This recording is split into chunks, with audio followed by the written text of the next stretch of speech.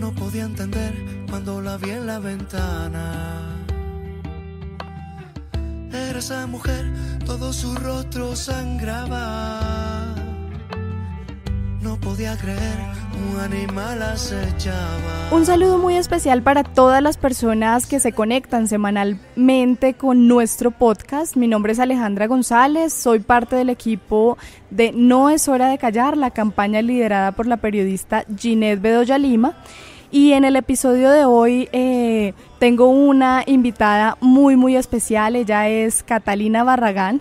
Es parte del equipo de No es hora de callar y es quien se ha encargado de los procesos de sanación para mujeres víctimas de violencia sexual. Catalina, muchas gracias por acompañarnos en este espacio. Hola Alejandra, buenos días.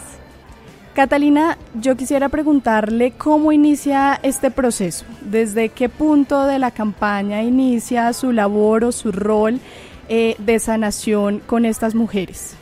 Bueno, yo vengo acompañando a Ginette Bedoya desde el primer retorno simbólico que ella hace en Montes de María. Ahí iniciamos un proceso de acompañamiento con las mujeres víctimas de violencia sexual. Digamos que para Ginette el retorno es un proceso bien especial porque es retornar y caminar hacia un pasado, de alguna manera sanando lo que se vivió. Entonces yo empiezo el acompañamiento con estas mujeres en Montes de María, en el Putumayo, Buenaventura, Bogotá, y finalizamos en Tumaco, que es el proyecto que dura casi un año, más de un año, trabajando con más de 120 mujeres.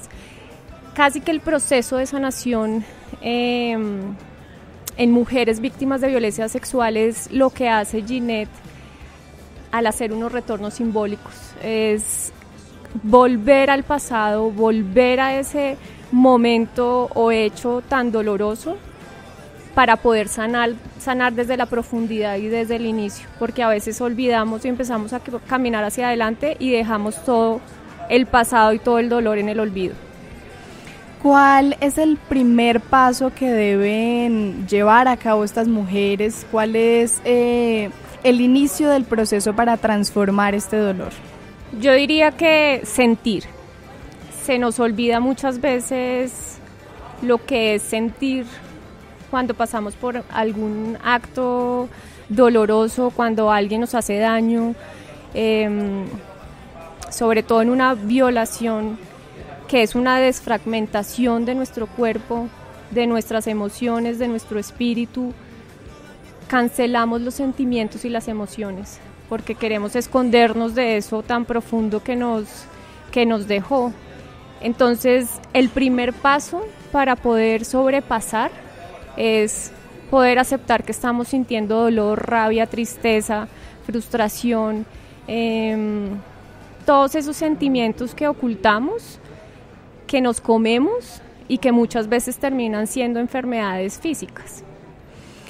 ¿Cómo es este proceso? Si bien ya hablamos del primer paso, ¿cómo sería el resto como de las diferentes etapas del proceso a través de, digamos, por ejemplo, los talleres que usted ha realizado con estas mujeres en Tumaco, con más de 120 mujeres víctimas y sobrevivientes de violencia sexual? ¿Cómo fue paso a paso este proceso?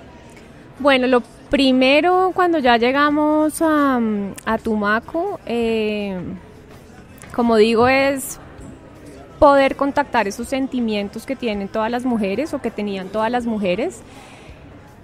Es un proceso, esto es una semilla que se siembra, pero pues que toma bastante tiempo después, además de que se ha ocultado o que se ha dejado un proceso de sanación en el olvido. Entonces es un camino por recorrer que toma bastante tiempo, pero lo que hicimos fue darle el tiempo y el espacio a ellas para empezar a contactar ese dolor, ese sufrimiento, siendo muy respetuosos obviamente de ellas y del tiempo que necesitaban. Cuando llegamos nos encontramos con muchas mujeres que no hablaban, que miraban con rabia, que miraban al piso, que no querían compartir pues lo que les había ocurrido.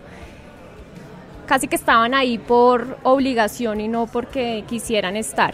Entonces era también aceptar que esa era la primera forma respetuosa de acercarnos a ellas, y empezar a sacar de alguna manera o de impulsarlas a ellas a sacar ese dolor y ese sufrimiento a través de la meditación, que es un momento donde nos conectamos con nosotras mismas y que no lo hacemos nunca.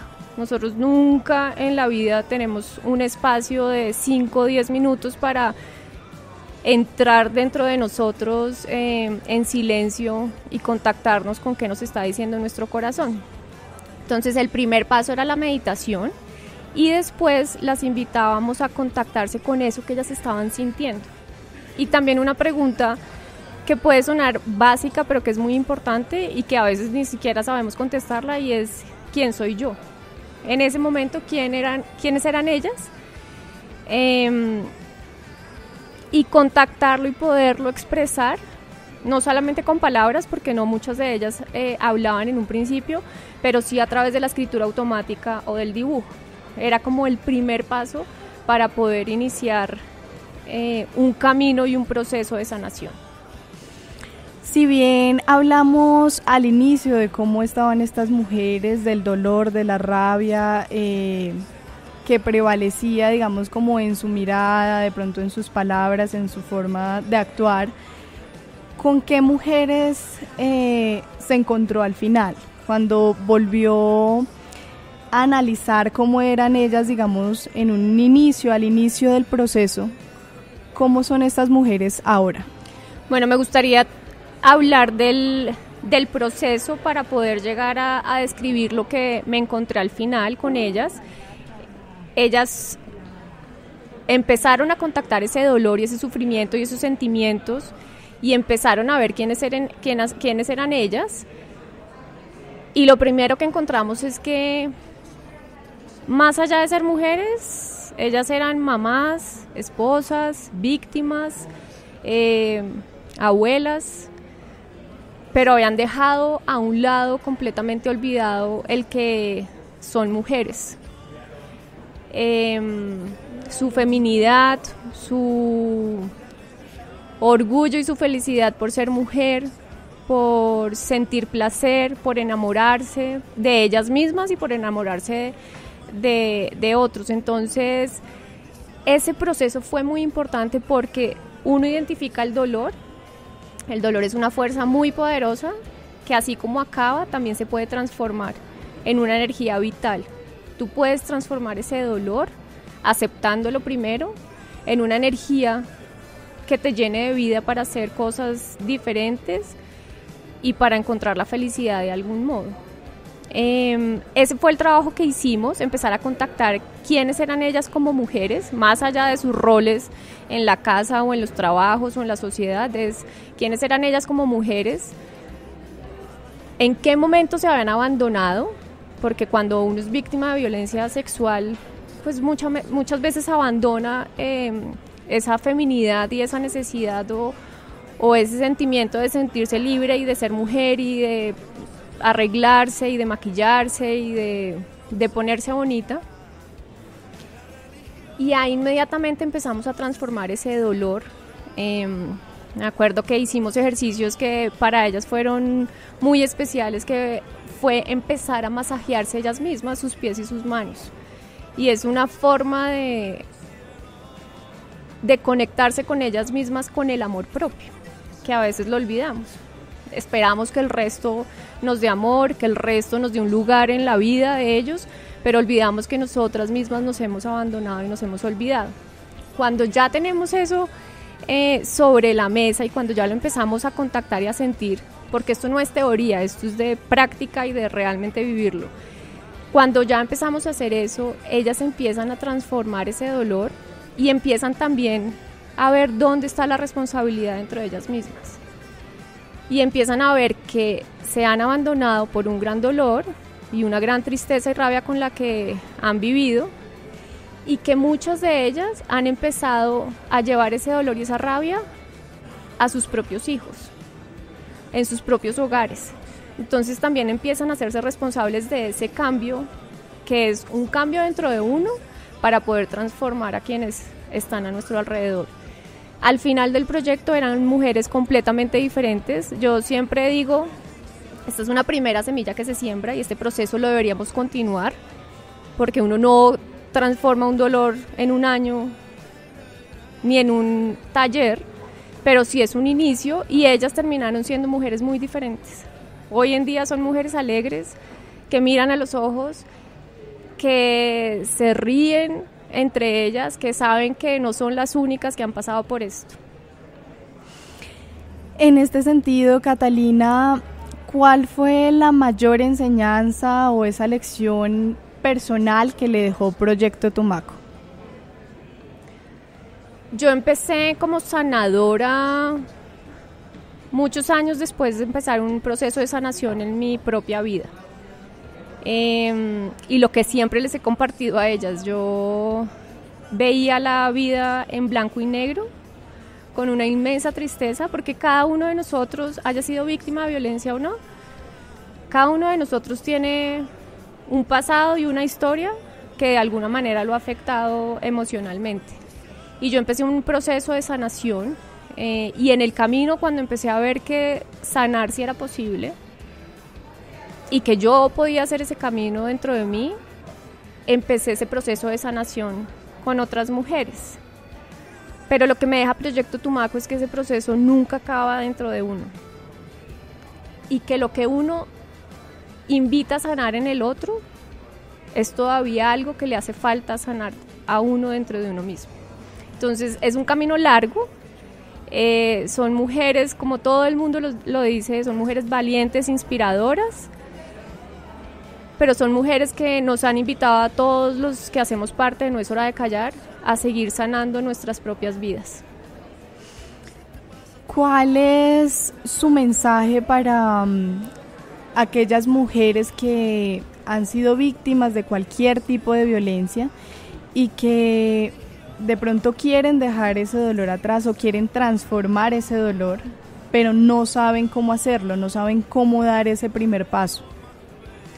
Yo diría que, como empecé esta entrevista, que nos atrevamos a sentir, que no le tengamos miedo a hacer público nuestro dolor, poder expresarlo y poder hablar con sinceridad de lo que estamos sintiendo es el primer paso para liberarnos de ese peso tan grande. Yo siempre digo que pedir ayuda es, pues digamos, lo más recomendable, pero uno también puede empezar a sacar a través de la escritura cada uno de sus pensamientos, de sus sentimientos, de sus dolores, de esas rabias. Es como abrir un baúl que uno dejó escondido en lo más profundo, poder abrirlo y empezar a limpiar, para poder hacer un proceso dentro de uno mismo, y por supuesto buscar acompañamiento para iniciar un proceso mucho más largo. Catalina, ¿cómo piensa que, digamos, ya hemos hablado de la meditación, hemos hablado de diferentes actividades que pueden realizarse? ¿Qué otras actividades o qué otro tipo de talleres, aparte del dibujo, aparte de la meditación, son recomendables? Mira, con ellas hicimos un ejercicio que a todas nos pareció muy provechoso y muy exitoso, y fue la quema de dolores. El fuego es sanador, el fuego convierte en ceniza, pero también transforma, y lo que nosotros hacíamos era, después de una meditación, contactar qué dolor o qué sentimiento queríamos dejar atrás y queríamos sanar, y lo escribíamos en un papel, y entre todas, porque también ahí está la fuerza de lo que somos nosotras las mujeres como grupo, entre todas nos acompañábamos a quemar esos dolores. Ese es un ejercicio muy valioso, y es un ejercicio que, como les digo, transforma a través del fuego y sana. Y también el contacto con el agua. El contacto con el agua nos permitió, de alguna manera, simbólicamente, limpiar eso que nuestro cuerpo carga, no solamente nuestro cuerpo físico, sino también nuestro cuerpo emocional. Entonces, en Tumaco, digamos, nos íbamos a hacer círculos de mujeres dentro del mar. Y fue también un trabajo muy especial. Se puede hacer meditación, se puede hacer escritura automática, se puede hacer dibujo, se puede hacer ahí arte terapia. La idea es poder contactar el corazón más allá de la razón. A veces decimos, no, es que el psicólogo, el psiquiatra nos recomendó tal terapia para sanar el dolor, pero también creo que va muy dentro de uno y de lo que cada una sienta que le funciona mejor y que le sirve más. También, por ejemplo, todos esos actos simbólicos que se han hecho dentro de la campaña, dentro de No es hora de callar, como lo mencionábamos inicialmente, los retornos simbólicos, por ejemplo, lo de enviar esas rosas púrpuras al mar y dejar ir, dejar sanar. ¿Cómo ha sido, o para las mujeres, cómo fue vivir ese proceso o ese momento? Son momentos muy importantes como individuos, pero también como grupo de mujeres. Nos sentimos acompañadas en una misma acción, digamos, o en un mismo dolor y en una misma forma de sanar, pero también hacemos un proceso individual importante. Entonces, eso es lo que hacemos con Ginette. Antes de cada retorno simbólico es como generar conciencia sobre qué significa ese retorno o qué significa entregarle una rosa al mar, qué significa para cada uno. Y es poder entregar al mar eso que quiero dejar, o es caminar en cada paso dejando atrás conscientemente eso que me ha hecho tanto daño. Entonces son procesos simbólicos que funcionan mucho. De hecho, Ginette empezó el retorno simbólico como un proceso de sanación propio. Para ella el caminar fue una ayuda muy importante y se dio cuenta que esto lo podía empezar a trabajar con muchas mujeres. Por eso digo, cada una de nosotras puede encontrar una forma de sanación diferente. El punto es permitirnos sentir y permitirnos sentir qué es lo mejor para nosotras en ese momento. Todas las mujeres pueden o son capaces de transformar ese dolor para seguir adelante, aunque digamos para todas no sea igual de sencillo o cada una tenga su proceso individual. ¿Realmente sí es posible que las mujeres puedan transformar ese dolor? Sí es posible siempre y cuando la persona, hombre o mujer, quiera hacer ese proceso. Y es respetable y es valiente la persona que quiere iniciar ese proceso, y también es respetable y todos lo deberíamos ver así. Si hay alguien que no quiere hacer un proceso y que simplemente quiere continuar con su dolor adentro sin hacer mucho más. Este es un mensaje para que esas personas que no son capaces en este momento, que no quieren salir de ese caparazón, que sienten que no va a ser posible y que prefieren encerrarse en ellas mismas, sientan que cada cosa tiene su lugar y que tomará el tiempo que sea necesario, pero que no se obliguen tampoco a querer salir si no se sienten preparadas. Catalina, muchas gracias por acompañarnos hoy, muchas gracias también por desarrollar este tipo de procesos, por dentro de la campaña cumplir este rol tan importante que ha ayudado a muchas mujeres y que ha también dado muchas enseñanzas para el equipo también de No es hora de callar. Muchas gracias realmente por estar aquí y por acompañarnos en este episodio de nuestro podcast semanal. Gracias, Alejandra, gracias a Ginette que hace esto posible, y gracias a todas las mujeres que han confiado en nosotros en No es hora de callar por seguir este proceso. Muchas gracias por acompañarnos en este podcast semanal, y les recordamos que no es hora de callar.